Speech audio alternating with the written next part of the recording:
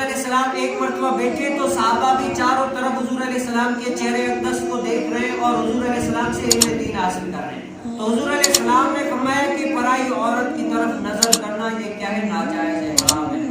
جو بندہ پرائی عورت کی طرف نظر کرتا ہے اللہ تعالیٰ اس کل بروز قیامت اس کی آنکھوں میں سیسا پگھلا کر ڈالے گا، یعنی وہ جہنم میں آنکھیں جائیں گی. پہلی نظر معاف ہے، دوسری نظر ڈالی تو یہ گناہ کا کام ہے. تو اس مجلس میں بہت سارے صحابی کرام رضی اللہ تعالیٰ اجمعین بیٹھے تھے.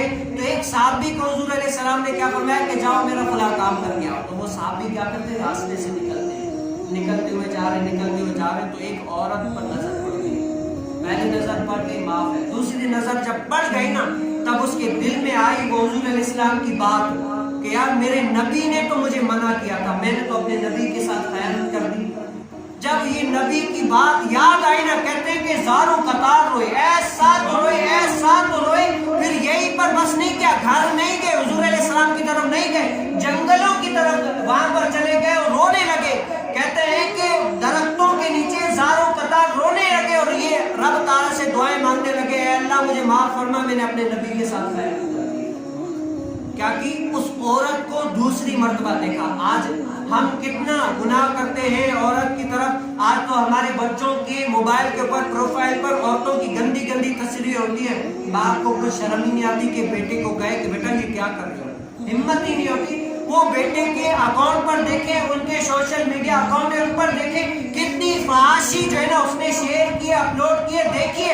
لیکن باپ کو کی ضرورت ہی نہیں ہے کہ کہے. کیوں؟ بیٹے نے سیدھا جواب دینا بڑا ہی پرفیکٹ جواب تیار کر کے رکھا ہے. بیٹی ابا جان آپ بھی دیکھتے ہو میں بھی دیکھتا ہوں، مسئلہ کیا ہے؟ ابا جان آپ بھی دیکھتے ہو میں بھی دیکھتا ہوں، جب آپ رک جائیں گے تب میں بھی رک جاؤں گا. اس کا نتیجہ کیا نکلتا ہے؟ نہ باپ رکتا ہے نہ بیٹا رکتا ہے. لیکن صحابی کا قول دیکھیں، دوسری مرتبہ عورت کی طرف نظر پڑ گئی ہے تو رو رہے، زاروں قطار رو رہے ہیں. اور حضور علیہ السلام تو جانتے ہیں کہ میرے فلاں صحابی کیوں نہیں آ رہے. حضور علیہ السلام تو جانتے ہیں نا میرے فلاں صحابی کیوں نہیں آ رہے. تو حضور علیہ السلام نے توجہ نہیں دی تو اللہ تعالیٰ نے وحی فرما دی. جبرائیل علیہ السلام آ گئے، یا رسول اللہ فلاں آپ کا صحابی وہ جنگلوں میں زاروں قطار رو رہا ہے، ان سے ایک گناہ ہو گیا، زرزد ہو گیا، لیکن رب کی طرف سے اس نے ایسی تو معافی مانگی ہے، ایسی تو توبہ کی ہے کہ رب کو اس کی توبہ بڑی پسند آ گئی ہے. کیا کیے؟ ایسی توبہ کیے، ایسا رویا ہے، ایسا رب کو راضی کرنے کی کوشش کیے. رب نے تو اس کو اتنا پسند کیا ہے، اے محبوب آپ اس کو بلا کر یہ خوشخبری دے کہ رب نے آپ کو معاف فرما دیا ہے.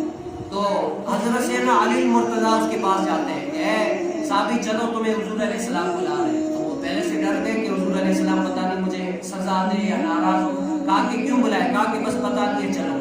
جب وہ گئے نا تو کہتے ہیں کہ اس ٹائم مغرب کی جماعت ہو رہی تھی، مغرب کی جماعت ہونے والی تھی. تو اس نے کہا کہ اے علی مرتضیٰ مجھے حضور علیہ السلام کے سامنے نہ بھیجے، مجھ میں اتنی طاقت نہیں ہے کہ میں حضور علیہ السلام کا سامنا کر سکوں. کیوں؟ میں نے اپنے نبی کے ساتھ خیانت کی ہے، میں نے اپنے نبی کا حکم نہ مان کے بڑا گناہ کا سامنا نہیں کر سکتا. حالانکہ صحابی رسول ہیں، سامنا نہیں کر سکتا. اے علی مرتضیٰ آپ جائیں، پڑے میں پیچھے سے حضور علیہ السلام کی قامت پہ کھڑا ہو جاتا ہوں. تو جب وہ کھڑے ہو جاتے ہیں نا کہتے ہیں کہ حضور علیہ السلام نے وہ نماز پڑھائی تو وہ وہاں پر آیت آئی قرآن کریم فرقان حمید کی، وَأَمَّا بِرَبِّكَ الْكَرِيمِ، اے بندے تمہیں کس چیز نے اپنے رب سے دور فرما دیا. اس طرح تو کوئی ترجمہ ہے 30ویں پارے کی آیت پڑھی کہ اے بندے تمہیں کس چیز نے اپنے رب تعالیٰ سے دور کر دیا، کس چیز نے تمہیں اپنے رب تعالیٰ سے دور کر دیا. جب یہ آیت اس صحابی نے سنی نا تو اس کے دل میں سب جو ایسا تو بلبلہ اٹھا.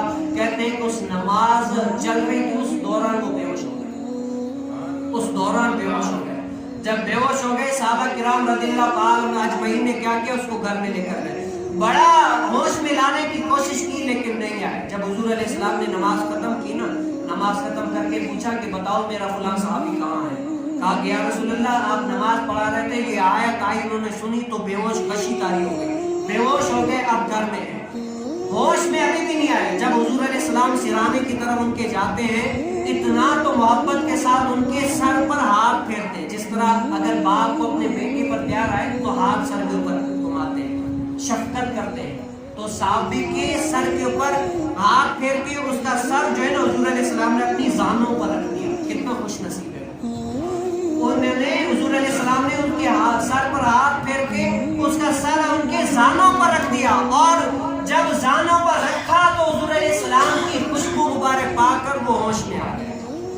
देखा कि दो जहां के आका करीम सल्लल्लाहु अलैहि वसल्लम आए हैं, फिर रो कर कहते हैं या रसूल अल्लाह मेरी ये औकात नहीं है, मैं कहाँ था इस करम के काबिल, हुजूर आपकी बंद परवरी है, अता किया मुझको दर्द उल्फत, हुजूर आपकी बंद परवरी है।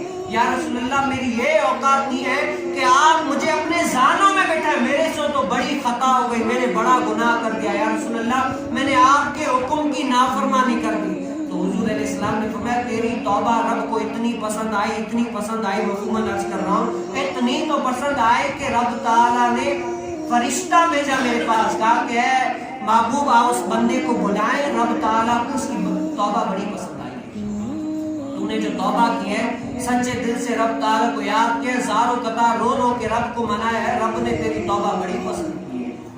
तो महबूब ने उसके सर को जानों पर रखा।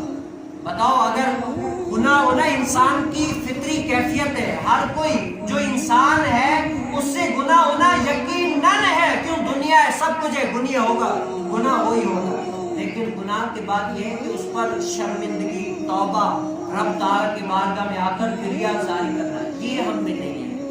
हम तो गुनाह को बिल्कुल आराम से ले लेते कि मसला नहीं है, गुनाह ये सहाबी का ये अमल है। आज देखें हमें कितनी जरूरत